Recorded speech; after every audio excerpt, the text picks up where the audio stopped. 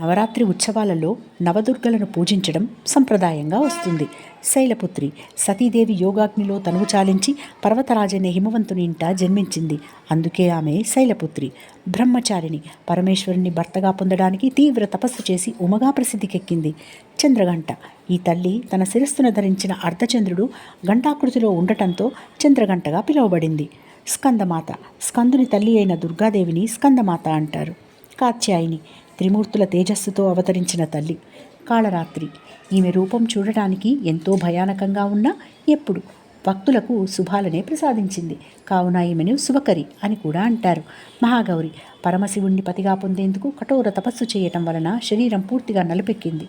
ప్రసన్నుడైన శివుడు గంగాజలంతో అభిషేకించడం వలన గౌరవర్ణంలోకి మారిందని, అప్పటి నుండి అమ్మను మహాగౌరి అంటారని చెప్తారు. సిద్ధిదాయిని సర్వవిధ సిద్ధులను ప్రసాదించే తల్లి. జై జగన్మాత.